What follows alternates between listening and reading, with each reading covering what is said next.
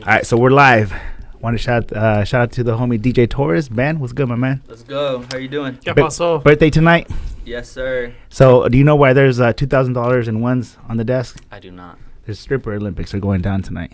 Oh, and because we trapping. Okay. No, I'm just playing. You just stop saying that, man. I'm just playing. No, there's we're having the theme for tonight is stripper Olympics. We have my boy Rockin' the Streets. He's a promoter as well. Okay. And he's bringing all the strippers from Essex to come party with us tonight. Oh, wow. And it just so happens to be your birthday celebration too. So. And strippers and Ben, like.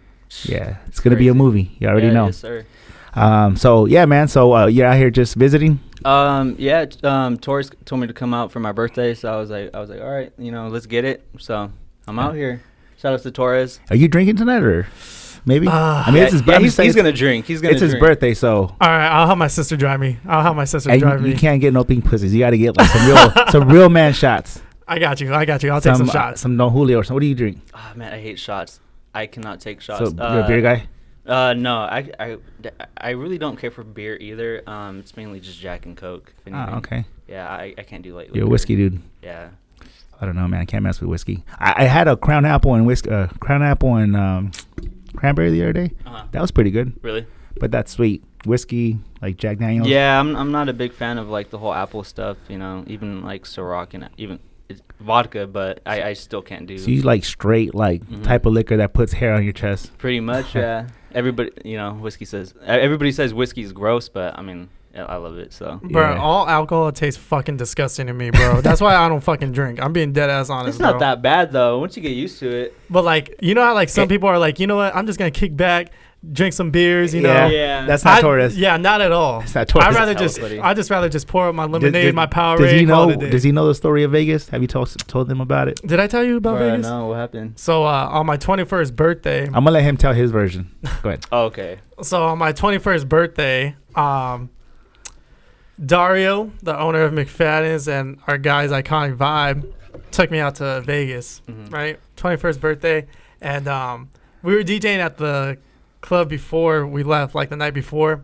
And so we're already tired, but we're all happy because we're about to go to Vegas and shit, right? Yeah. We get there. It's like fucking 6 a.m, touchdown. They take me straight to the bar. And I'm like, nah, I'm not fucking drinking. 6 in the morning? Yeah, 6 in the morning in Vegas. It was like we left at 6. It was like 8 when we got there. Was it? Okay, I'm gonna cut you out real quick. I'm gonna jump in. Tell your so shit. He tells me like, yo, it's like I'm turning 21 in a couple weeks. I want to go to Vegas for my 21st birthday. So I'm like, all right, cool. I'm with it. Like we're gonna fuck shit up for your birthday. Yeah. We're gonna get there, gamble, drink, eat. This man goes to Vegas to not party and drink. What? I partied. I just don't drink, bro. So we left.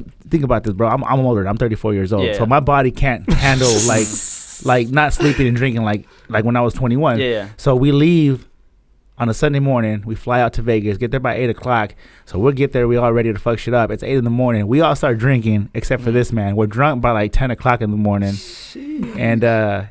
And I think by the time it was like 1 or 2 in the afternoon, he only had like 1 shot in the system, and we were already drunk as hell. And I didn't even finish all of it. It was that fucking nasty. It was a fucking Vegas bomb, I think. Long story short, we went to the club that night. The Scotty, shout out to Scotty McFadden's, got us a table like right there, bro, in the front. Like it was lit.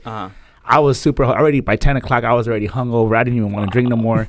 Torres was ready to party, and I was just like, I hated my life. Long story short, I haven't been back to Vegas since then to just hang out or party.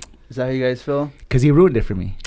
Wow, Torres. Nah, but I just stay true to myself. You know what I'm saying? I don't need that shit to have a good time. You dig what I'm saying? No, I respect that. That. But I should have, we should have clarified what our intentions were going to be. Because everybody in that trip was ready to go get drunk except for you. Well, to be honest, I was looking forward to getting drunk, but then like I had never tasted alcohol before that trip. Like even before I was 21, I never tasted alcohol. So when I tried taking a shot at that fucking Vegas bomb, I was like, this is fucking disgusting. Didn't you go to high school parties? I know you guys had alcohol. Oh, dude, yeah. I was DJing those fucking ghetto ass house parties and shit, but I never smoked weed, never drank before I was 21. I respect that. I actually never did anything until after high school either. Yeah. Yeah, that's crazy thinking about it. Like I never drank, never smoked or anything like that. Like until after high school. That's 3 of us. Yeah. Yeah, I didn't drink until I went to college. Oh, really? Yeah. Yeah, that's crazy. The first time I got drunk I was in London, and I ordered. Well, it was London. Yeah, I ordered. Oh, you cider. bougie. I ordered cider, and I didn't know that it had alcohol in it, and so I just kept ordering, and then next thing you know, I'm on the underground, swaying away, trying to get back to my, the hotel and whatnot. So Drunk as fuck for the first time. Yeah. That's pretty dope. That's a cool story. Yeah, it was pretty interesting. What were you doing in London? I just went out there. London's really beautiful. Like, the weather is amazing. Like, it's cold, but it's just fresh all the time. Really? Unlike Fresno, like we're in the valley, so it's like, a bowl, and all the pollution just stays. So it's hot. It's hot in Fresno too, right? It's kind of like here, like a valley. Yeah, like within the past few days, it's been raining a lot, so it's been fresh. But for most of the time, like when it's hot, like it's like balls hot. So it sucks. But yesterday we went out to eat, and he was like, "Oh, I'm so cold." Blah, blah. I'm like, "Dude, this weather is fresh. What are you talking about?" He's like, "This is cold for us in Arizona." I was like, "Man, come to I was Fresno." freezing my fucking ass off. Shout out to AZ Taco Boys, my man DJ Haku. Yes, sir. Yeah, they some of the best tacos in AZ. Yeah. Go check them out. They I was got freezing bomb my ass ass tacos. off, but it was good. It was good. I know. I felt bad. I'm over here, 2 tacos left. He's like this, and I was like, "Damn." You guys had to sit outside? Yeah. Oh, man. Because it was just that popping. It's bro. busy there, bro. Yeah. They got really good tacos. Yeah. It was good. I enjoyed it. So what you used to? You're a DJ too? No. I mean, I know how to do like the basic stuff on like the controllers and whatnot, but I wouldn't call myself. So you're a more DJ. like an event organizer. Yes. promoter? So it's a crazy story. So originally I started playing guitar, and then I kind of start dipping my feet into the industry side of stuff, and I always love like the behind the scenes on like what goes on with concerts and the artists, and like what goes on backstage and all that. So eventually I started trying to reach out to DJ K Rich. Shout out to K Rich, and then the homie Young Jizzo from when they were with B95. And so I would just go to wherever they were at, be like, hey, like, you guys have mixtapes, because K Rich used to make mixtapes and stuff, and stickers, anything like that, the whole Young California stuff. And so they would just give it to me. I would go pass it on in high school, and just dipping your feet in the water. Just on your own, like not even working for the radio or nothing. Nah, it was like I started doing that when I was in 8th grade. Dope. I tried to get myself noticed by them. So, you can build that friendship and trust within anyone who's in the industry, Right. I don't want to work with just anyone. I wanted to Work with the right people. Yeah, work with the right people, because that's important, like, nowadays too. Absolutely. Yeah, so. Yeah, and see, like everything that you're saying right now, it sounds like you worked for it. You know what I'm saying? We were talking about that last night, how a lot of cats want to be in the game, but they don't want to put in any work or effort. You dig what I'm saying? Yeah, and I also think social media has like a factor in everybody having like a big ego.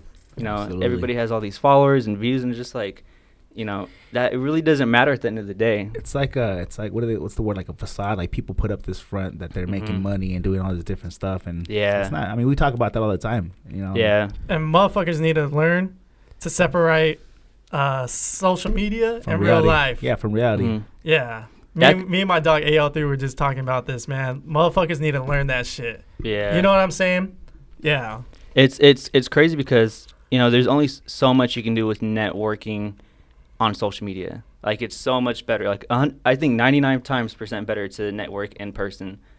So Absolutely. it's definitely important, and I feel like that's what a lot of these new people lack. how many people do you guys like? How many rappers do you have in your DMs? Like, yo, check out my music, and how many times do you actually really check it out? You probably don't. But if someone comes up to you in person, like, yo, what up, bro? DJ Torres, my name's blah blah blah blah. Exactly. I see you doing your thing. I just want to say what's up and start Build a relationship. Yeah, you'll build a relationship with that person a little bit more. So yeah, and that's the thing too. So I could have been just tweeting away like a crazy person on Twitter to K Rich, be like, hey, notice me, but I was out there trying to dip my feet in the water every meet and greet they had, and just all that stuff. And is K Rich with the radio? Not right now. He is currently doing the Empire stuff.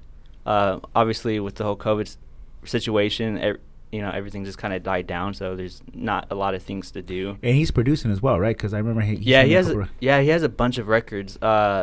He has like so many slaps. That man's a legend. Yeah, he's so dope. Yeah, and he's humble as fuck, bro. Who are we talking about? K Rich. Oh yeah. Cool as fuck. Cool as fuck. Yeah, there's times where like K Rich has to humble me. He's like, Ben, sit down. This is what's gonna happen. And so K Rich is like, really, he's been my mentor. We started working together, and like, he's someone that is like closer than blood at this point. Right. Yeah. So K Rich is definitely like he's dope. He deserves a key to the city in Fresno, California. So I hope someone hears that. I saw he was doing like some virtual like graduation parties too, like back in the summer. Yeah. So him and another DJ, Lunatico, they started doing the virtual Zooms.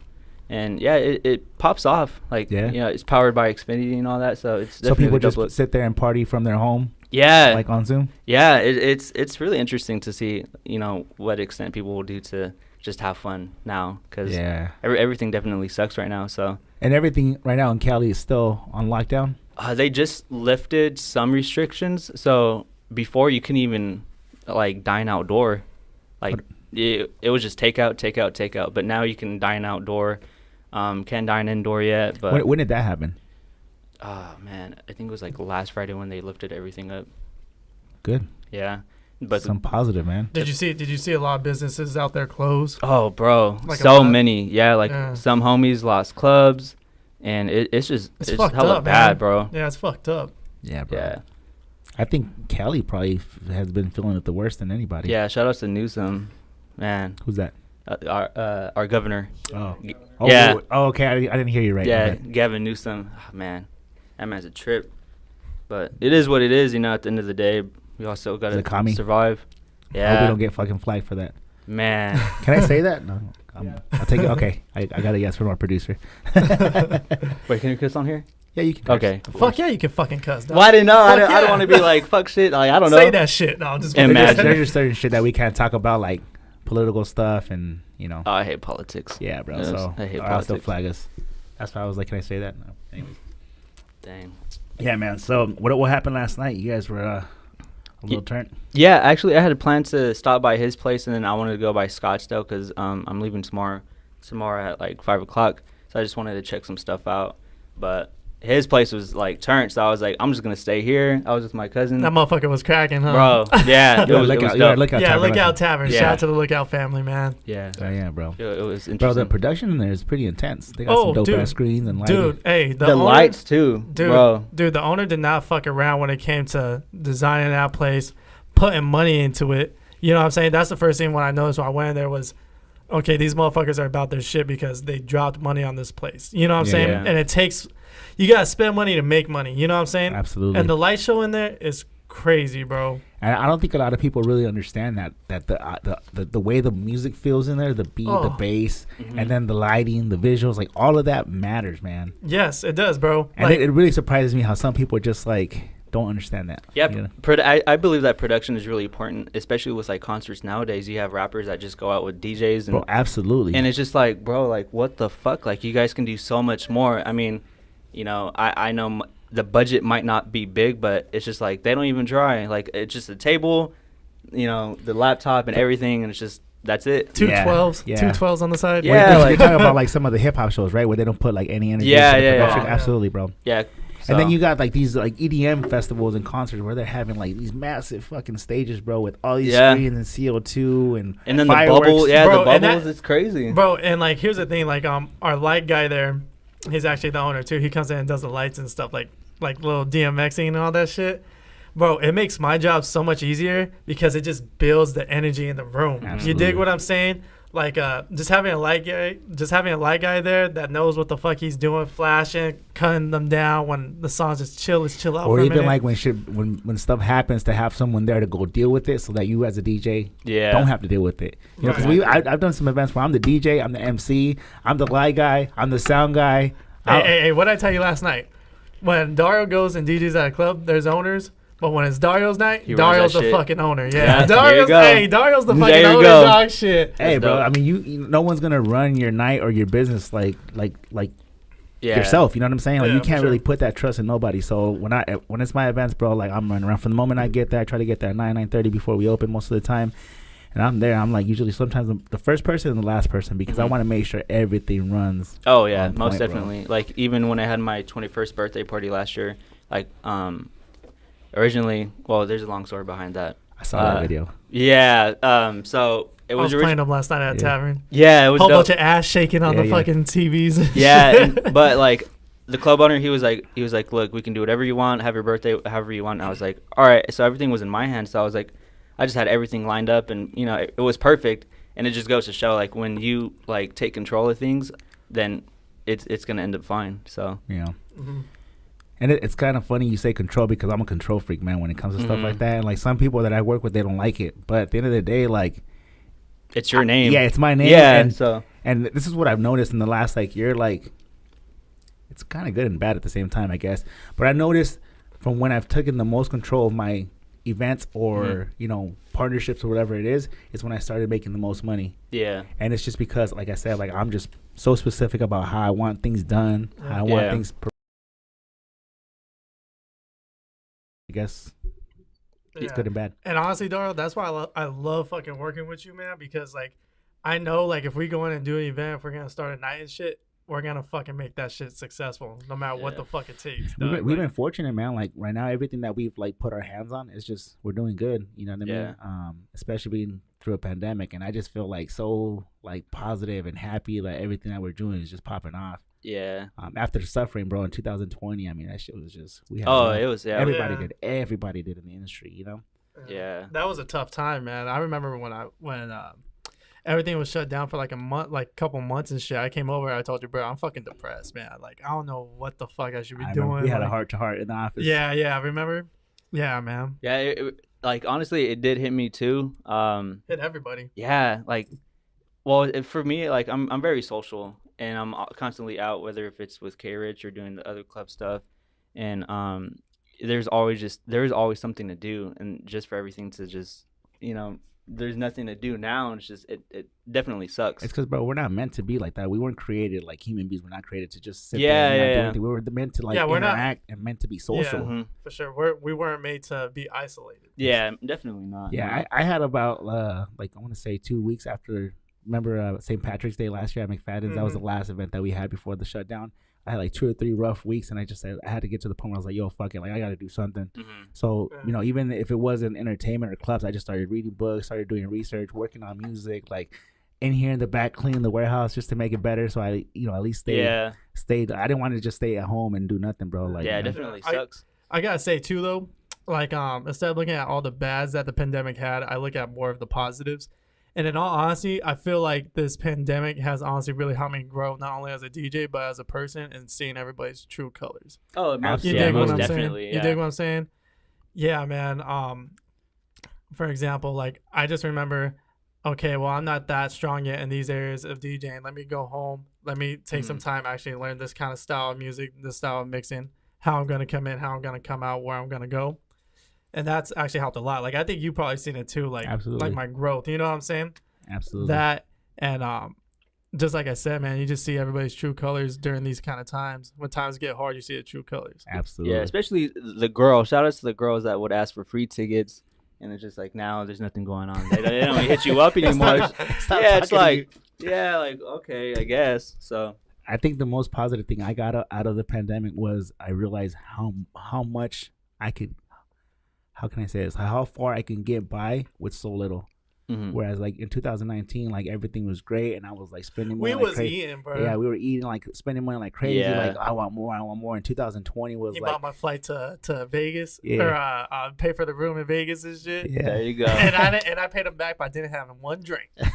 Damn. I woke up drunk though. How long is the drive to Vegas from here? It's about 4.5 hours. Damn, that's not even bad. When I went to Vegas, I drove, and it was like 8 hours. I was like, I'm never doing this shit again. That's why I flew here. You definitely got to fly from Fresno, I would say. From here, it's not a bad drive. The only part that sucks about the drive from Vegas is that there's like a 2-hour like period where you don't get any Wi-Fi or any signal. Oh, hell so you're just kind of sitting there like, fuck, I had to start talking. Damn. Let's have conversations. Damn, yeah, it sucks. Either way, I'd rather fly, to be honest. Most definitely. Dario, I got a question for you. You obviously had a very beautiful daughter named Lily during this pandemic. Yeah. Congratulations. Thank you, man. Yeah, she's in there, bro. Oh, really? Yeah, she's in there just chilling. Should we bring her out real quick? Yeah, bring her out. Baby Lil. Bring Lil real quick.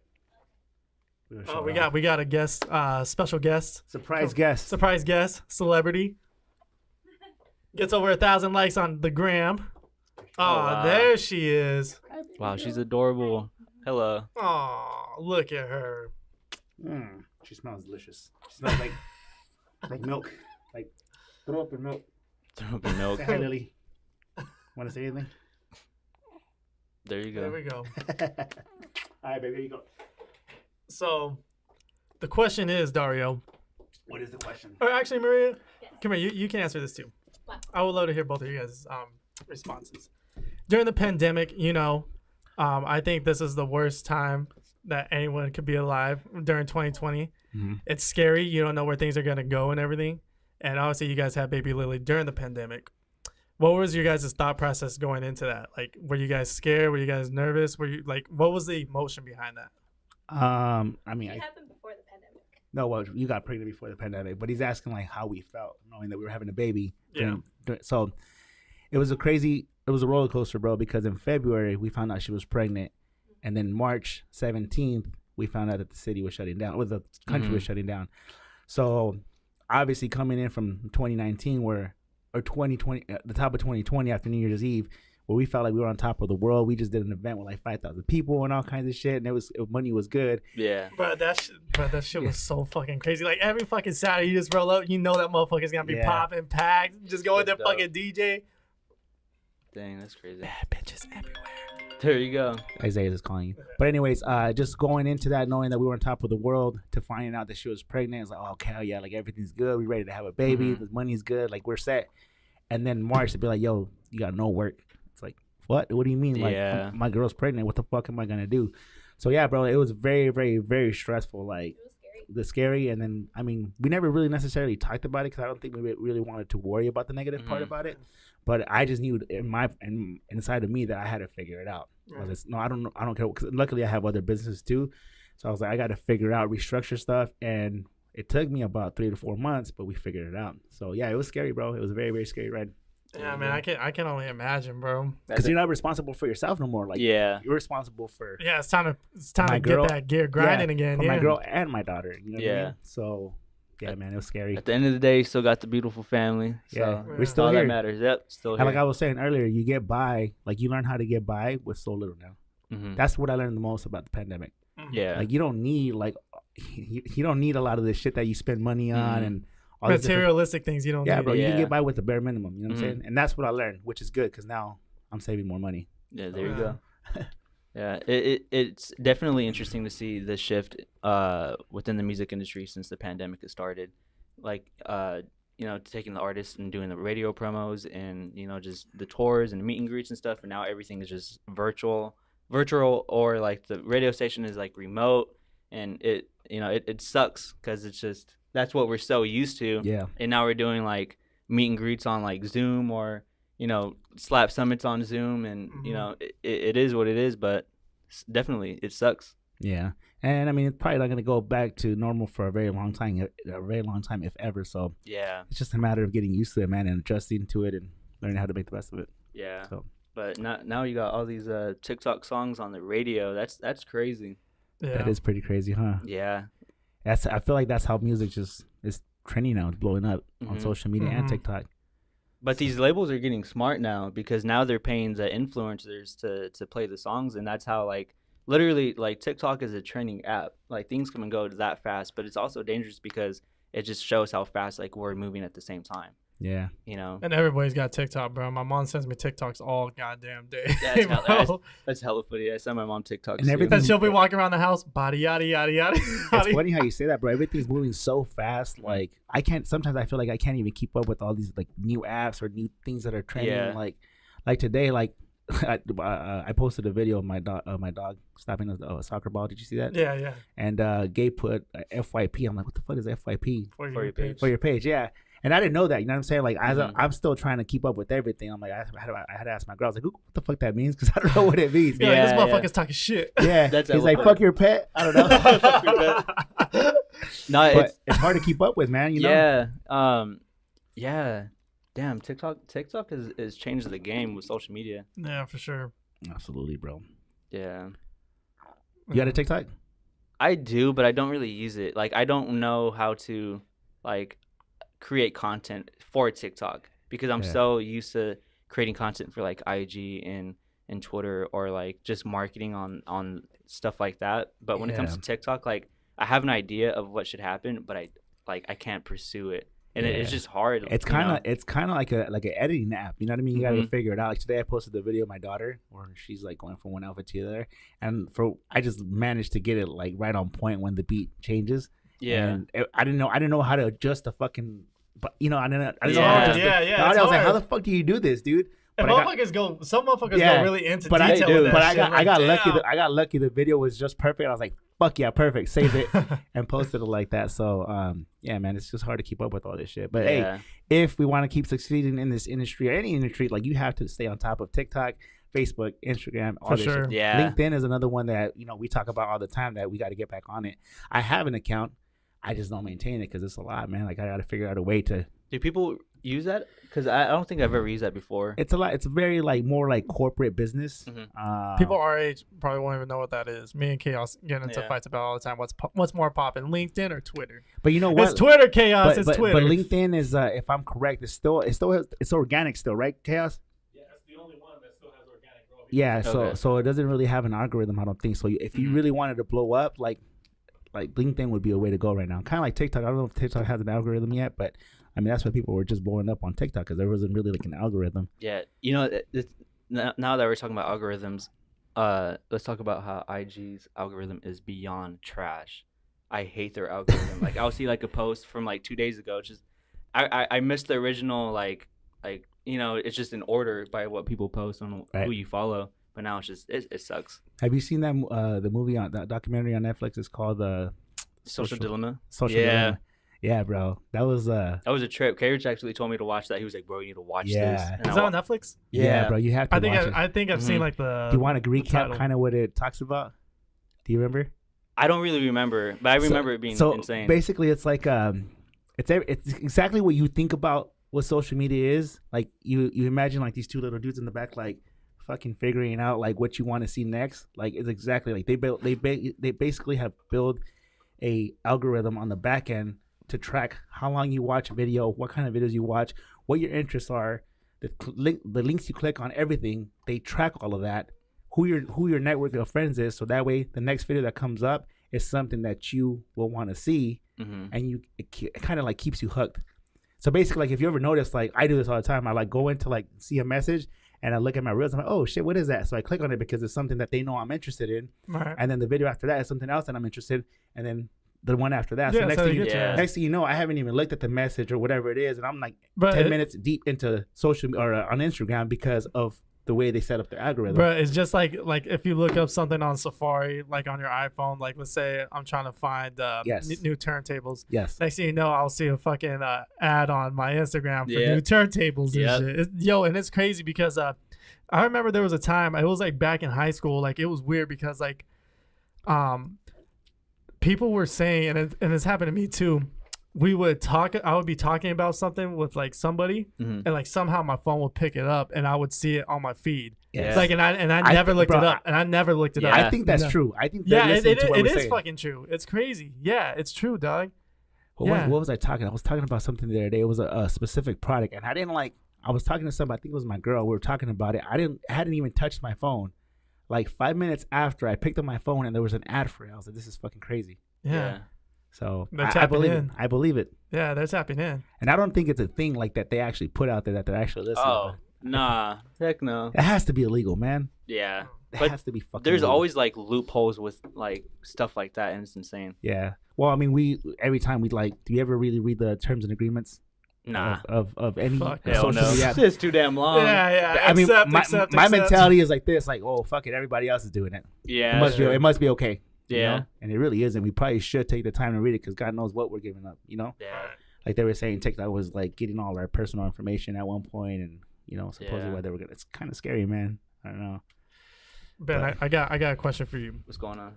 So, you were part of Hot Girl Summer for right? The Hot Girl Halloween. Hot Girl Halloween. Hot Girl Halloween.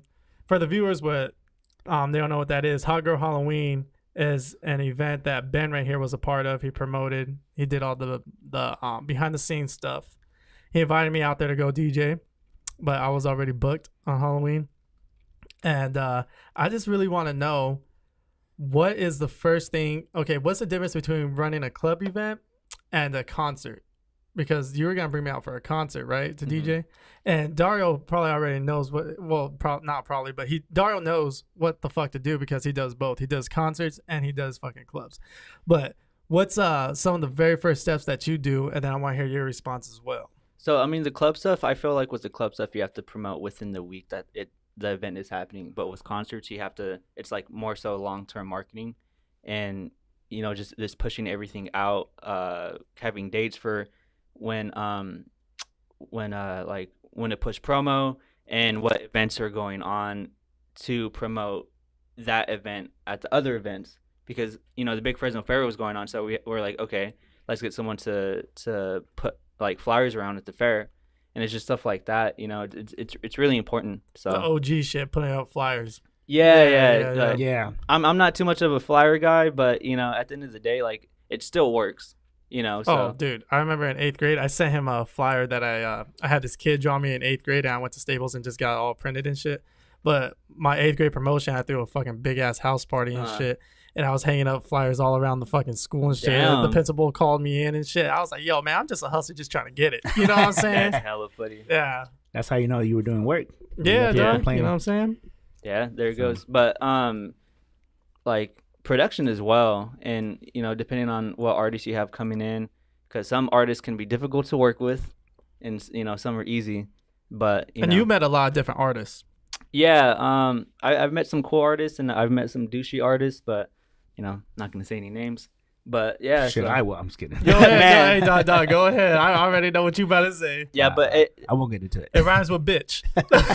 there you go. No, but like over time, I just learned to like. There's certain stuff that you should tolerate, and there's certain stuff that you shouldn't tolerate. Absolutely. Especially from like these artists who have like one song, and they think they're popping, or they want a table and a bottle, and it's just like, you guys have to realize that it's a win-win for the venue that you're going to be at or the club, and then for you, because you have one song. You're not Post Malone with it's just you. So Yeah, you're not fucking Drake, motherfucker. Especially right now during this pandemic, man. Like, it's definitely a 50-50. Mhm. Before the pandemic, it was definitely a one-sided deal for these artists. Now it's like, hey, man, at least me, I'm like, if you're not going to work with me and give me a good deal or at least help me promote the show or the club night, I'm not bringing you. yeah, Fuck you. And I've been keeping track of like certain engagement on like artists and their platforms on how many likes they get, and there are artists that got a lot of likes before like the pandemic hit, but now it's just like they're like in the hundreds, which isn't a lot for an artist. Like even 1,000, 2,000, it's not really a lot. It's like kind of amateur in a way, but it is what it is. So yeah, man. And me, as far as the difference between clubs and nightclubs, it's two different things. Number one is the promotion, Mhm. like the work. Like it's a whole different level of work, man. Concerts is a whole different level of work. You're talking about, instead of 1 week, you're doing about 2 months out. yeah. And number two, I don't do concerts for the money. I do it because I enjoy it. Yeah. It's a lot of work. Number two is that the money, like, it's a big risk for sometimes a very little return. Right. So if someone were to ask me, should I get into nightclubs? Will I make more money in nightclubs or concerts? You're probably going to make more money in nightclubs. Yeah. Slower, steadier money. Whereas the concert, it can make you a lot of money, but it's also a big risk. Mm-hmm. I've lost thousands of dollars in concerts. I haven't really made, to be completely honest with you, I haven't really made money on concerts, minimal, compared to nightclubs. But see, that's just the hustle. You know what I'm saying? Yeah, and I It mean, happens. and even because I haven't made money in concerts, that doesn't mean I'm gonna stop doing it. I still enjoy doing concerts. You know what I'm Yeah. saying? Just But you'd be surprised, like in where I'm from in Fresno, we have like there were promoters that were booking these artists, and they have 10 like openers, because they would pay the slots, so the promoter could pay the artist. Right. And there's been And it multiple gets times. expensive, bro. Yeah, bro. Like and- motherfuckers are paying like $2,500 for like a later slot and shit. Yeah, and- for like 3 songs. Yeah, and like the audience doesn't want to see, a mini Coachella. They went there to go see the artist that is on the flyer, not everybody else. Absolutely. And there's been a couple times where the artists haven't they didn't get paid, and they didn't get enough money. And they're like, they were at the venue, and they're like, all right, you didn't get enough. You're not gonna give me my money, so I'm just gonna dip. And these artists are from like the Bay, LA, and stuff like that. So It's definitely interesting to see like the dynamic with stuff. Yeah. I as far as that, like I do a max of 4 to 5 openers, 10 minutes each, quick, in and out, boom, boom, boom, boom, boom. Yeah. Like 30, 40 minutes. Because I've DJ shows for other promoters where they're doing like 15, 20 minutes and they got 6, 7 artists. Yeah. That's 2 hours, bro. People don't want to sit there for 2 fucking hours. Sure. You know, and I learned the perfect combinations about 10 minutes an artist for about 4 to 5, maybe 6 at the most, to open up before a headliner, because people don't want to see that. You know what I'm saying? Yeah. Unless the artist is someone that's local and they're bringing people as well, then it's a whole different story. But yeah, man, it's a whole different animal, the way you set it up and everything. So yeah, I think it definitely, like, there's promoters that they just don't care what you sound like or what kind of music you have, as long as you're bringing money in, you're paying. And that's how like everybody fucks themselves over because like your brand and your name is still behind that show, so you have to make sure that the people are there are entertained. Yeah, even if it's a local opening act, you know what I mean? Yeah. Yeah, because that's the worst when you go there and there's like 10 different openers that you don't know and they're fucking up there for 15 minutes each almost. And bro, I have a quick little funny story. It was I went to go DJ for my boy Jay Romero. He asked me to be his DJ for Jacquees at the Marquee Theater. Oh, I DJ for Jacquees too. Did you? Yeah, with Urban AZ. I remember that. Yeah. You were the DJ for him? Yeah, I do remember that. Yeah. So I think that was. Remember, because I told you I wasn't gonna be on that was before. So you did it before I did, and they decided to bring him back. But anyways, this show was a fucking shit show, man, and I'll say it like it is. You know, I'm a real person. I have no problem putting out like it was. Like the promoter that organized it, terrible job. They had like 12 openers, a dance crew, all this shit, and they told me and Jay that we were gonna go right before Jay Romero. So when I went on, I was like, all right, cool. This is the last one before I was on the mic. I was like, after this, it's Jacquees. So everybody's like, all right, cool, whatever. They're excited. And guess what? Last minute, they threw on another performer after us. Damn. And everybody was pissed, bro, like ready to fucking riot. And this is like 2.5 hours of just nothing but local artists. Who's a promoter for, we're not gonna say names? I won't say names. I don't think he's even here in the Valley anymore. But, you know, a lot of like out-of-state promoters come here to do shows and thinking they know the market or whatever. And yeah, and that's the thing, too, when you have like out-of-state promoters coming in. They don't give a fuck. Yeah, they don't. They don't, because they're just there. They're like, nobody knows me here. I'm just here to make my money. Whereas like people like us, where we're local doing shows in our own town, people know who. Yeah, we got a rep. Yeah, we got a rep to protect. Yeah, exactly. So, yeah, man, that was just a fucking headache, and it was embarrassing. You know, just being on stage, and at one point they even booed us because people were upset that Jacquees wasn't coming up, but my boy Jay Romero is such a professional and a great performer that he was like, hey, look, he's like, I understand you guys are upset. He's like, but I still got to do my set. I just appreciate 5 minutes of your time, and it'll be through. And after that, bro, like people were like, all right, they respected him. The way he handled it, the approach. He handled it like a gentleman, you know. So shout out to my boy Jay Romero. That was a very stressful situation. I don't know how I would have handled it, but he handled it perfect. But yeah, it was just a mess, man. You know, people just don't care about. Yeah, because in Fresno we have this jank venue. I'm not gonna say what it is, but it's so trash. Like the acoustics. There's no lighting. The sound in there, it just bounces off the walls because it's just beyond horrible. But we had a promoter go in there, and he was throwing shows, but he was bringing in artists. I think he was from LA, and he was bringing in artists from like LA, and it's just our market is more of like Bay Area type of stuff, like Sage and all them guys. Yeah, like all that. But he was people weren't showing up, and he was afraid. He was like, I'm not going to take the risk anymore. And then he ended up throwing like this big West, I believe it was like a West Coast festival. They had Roddy Ricch. I was about to talk about him too. Yeah. Roddy. How much is he for a show, bro? He's probably expensive as fuck. So I was me and my boy Jordan KG. We were the ones that brought him out, Roddy, the first time here in Arizona. Mm-hmm.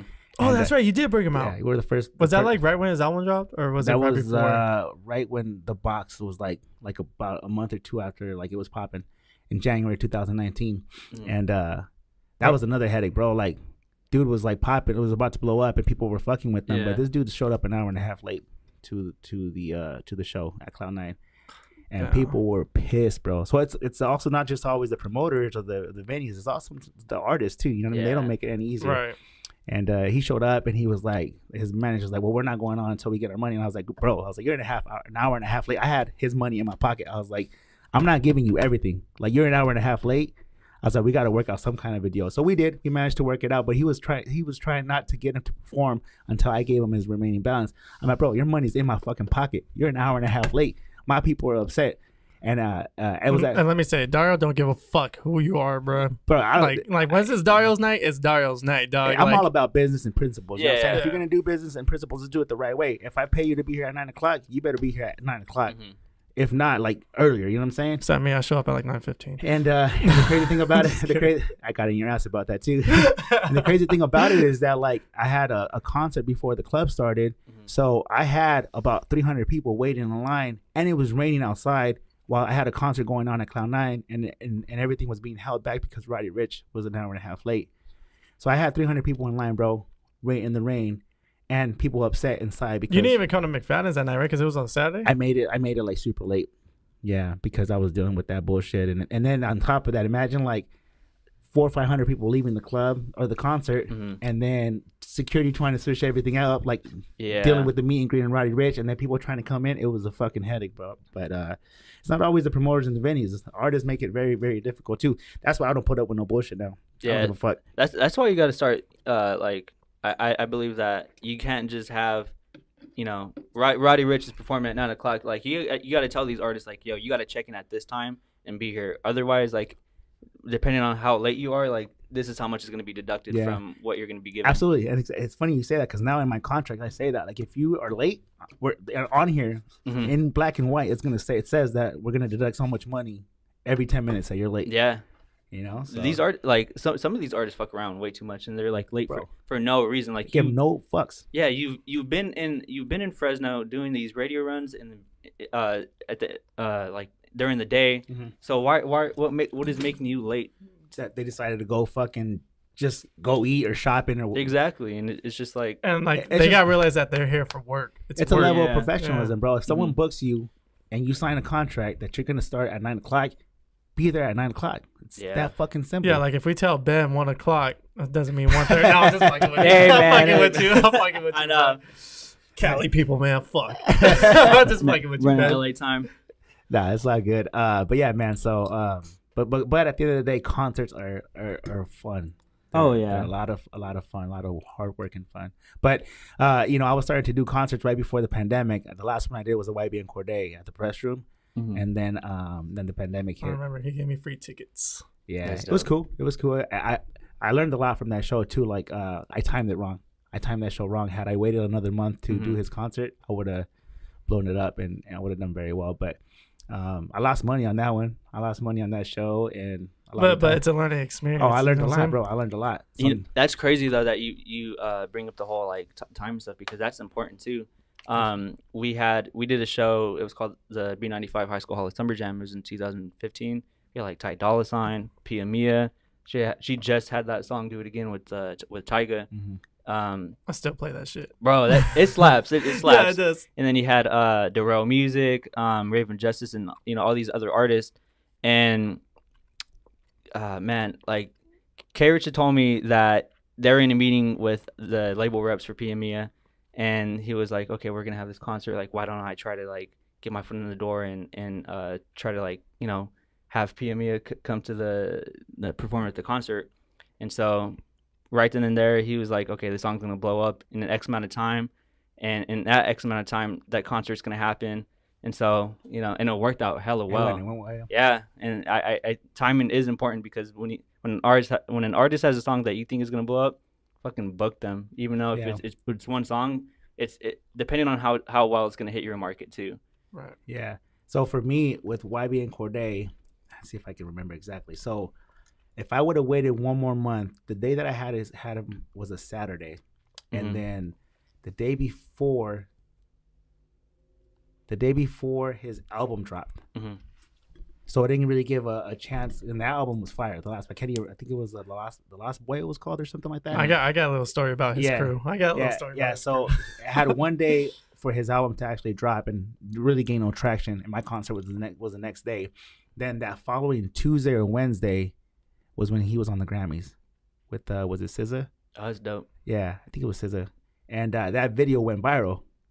So had I waited like another 3 or 4 weeks to book him, I would have had a fucking sold out show. Yeah. But again, it's just you learn. Yeah, it's a learning experience, and I'm not mad at it. I mean, it is what it is. Yeah, things come as they go sometimes, and you just gotta roll with it. Yeah. So, What was your funny story about So the YBN crew? So I got booked to DJ like this so it's not even a club. It's what's that one spot right there down Grand? It's literally right behind the Church's Chicken. On Grand? Or is it Church's Chicken or is it Popeyes or Grand something? and what? Like literally if you go straight down this way, it's gonna be on your left and it's like it's right in front of like the gas station. It's kinda like hidden. It's like a little art exhibit. It looks like an art exhibit. You have to have seen it, bro.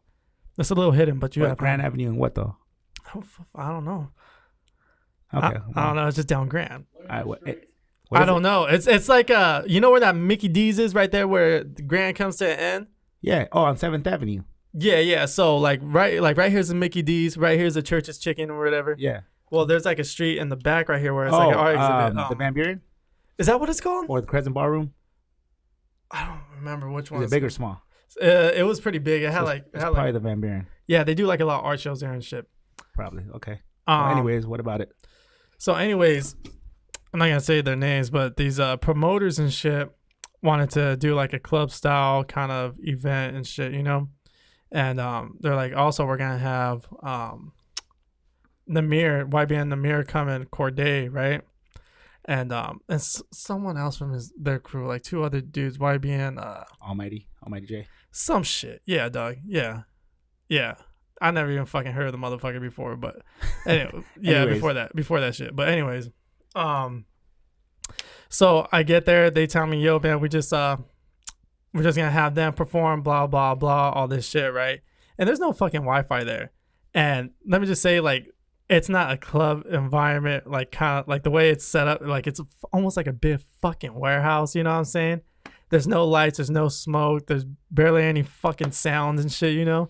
But I'm like, all right, well, I'm getting paid pretty good for this like fucking like little 3-hour set, so let me just fucking do it. Well, long story short, Namir and Corday, I'm not sure if Corday was going to come. I think he was, but we were going to get Namir for sure. And that was when Bounce Out with that was pretty popping and shit. Oh, yeah. That was a good record. I was going to play that shit last night, but I did it.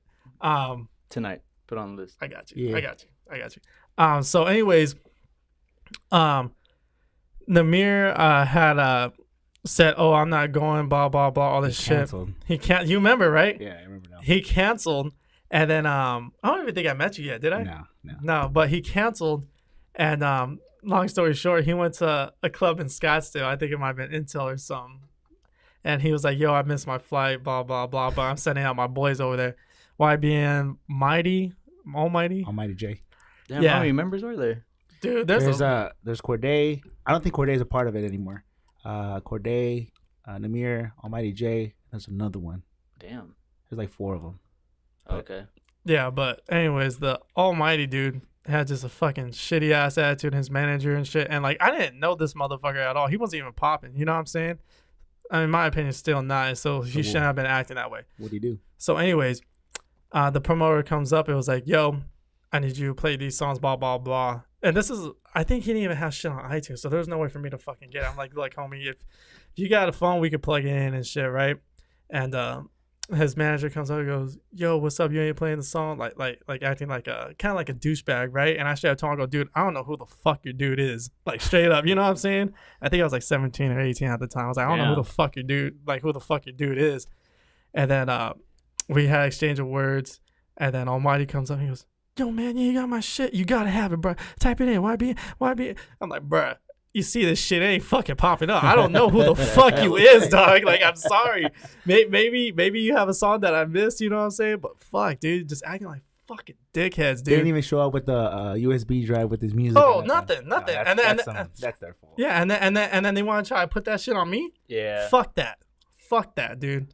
And even yeah, I'm not even gonna get into all that, but anyways, yeah. So long story short, I didn't know the fucker, so I just played Corday shit, or not Corday, Namir shit, yeah, because that shit. But damn, yeah, it's dude, like it amazes me how like motherfuckers act like you fucking owe them something in this game, dog. Just yeah, because they're the artists with the product is just like nah, we're And at the end of the day, I had this conversation with Torres yesterday. A lot of these artists do burn bridges with like people that they need to keep in contact with, Absolutely. like the PDs, the DJs, the club owners, like everybody in that aspect. And when they burn bridges, it's just like no one's gonna want to fuck with you No.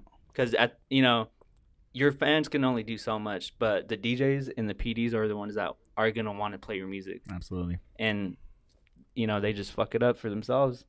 So Yeah, I mean, there's a lot of shitty artists out there, but there's also a lot of good ones too that know what's up and humble, like John Hart, right? Oh yeah, John Hart. That's my boy, bro. Like I brought him out like 3 times already, and every time he's just such a cool, like just he's just dope. I take him out to eat. We just chill. He's a good dude, bro. Good vibes like that. You know what I mean? Another person I've met Pitbull like 3 times. I've never hung out with him, but just the way he carries himself, like we brought him for a concert in 2009 through Power. It was Powerhouse at the time. It was a bunch of artists. He was a headliner, bro.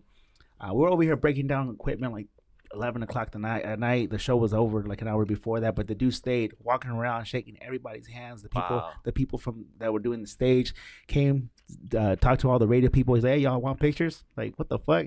Yeah. Like, you know what I mean? Like, you never get an artist that does that, but that's how Pitbull carries himself, and obviously he's had major success, and I'm sure a lot of it is because he's built those relationships with the people, and he knows that, hey, these are the radio people, like even down to the promotions rep and interns, like they're all gonna go and talk about to the PD like, oh, Pitbull was dope as fuck, you know what I mean? Bro, exactly. And I gotta say this, like I never met him, but I got to DJ at his club in Miami for Super Bowl weekend. I remember that. Yeah.